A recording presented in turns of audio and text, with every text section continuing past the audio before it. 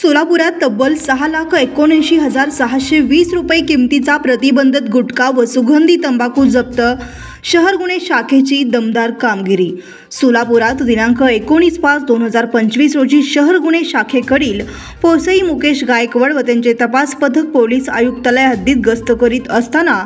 अमरज्योतिनगर Mulegaon road Solapur येथे अवैधरित्या गुटखा व सुगंधी तंबाखू साठवून ठेवले असल्याची गोपनीय माहिती प्राप्त झाली होती। त्या अनुषंगाने सदर ठिकाणी पोसई मुकेश गायकवाड व त्यांचे तपास पथकांनी अन्न व औषध प्रशासन अधिकारी यांना बोलवून सदर ठिकाणी छापा टाकून इसम नामे साजिद कयूम नदाब वयवर्ष 24 राहता घर नंबर 348 उत्तर कसबा पंजाब तालीम जवळ सोलापूर याने पत्र्याच्या शेडमध्ये साठवून ठेवलेला RMD पान मसाला, M सुगंधी तंबाखू, विमल पान मसाला, VN सुगंधी तंबाखू व विना लेबल सुगंधी तंबाखू असा एकूण 6,79,620 रुपये किमतीचा मुद्देमाल जप्त केला आहे। त्यानुसार इसम नामे साजिद कयूम नदाब याच्या विरुद्ध MIDC पोलीस ठाणे सोलापूर शहर येथे गुन्हा रजिस्टर नंबर 444/2025 भारतीय न्याय संहिता 2023 चे कलम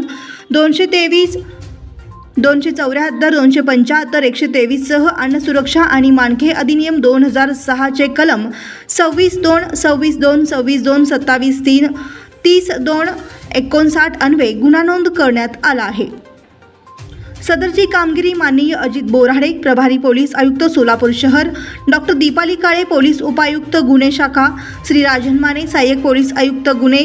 श्री सुनील दोरघे वरिष्ठ पोलीस निरीक्षक गुन्हे शाखा यांच्या मार्गदर्शनाखाली पोसई मुकेश गायकवाड व त्यांचे तपास पथकातील पोलीस अंमलदार नंदराम गायकवाड, वाजिद पटेल, संजय साळुंखे यांनी केली आहे।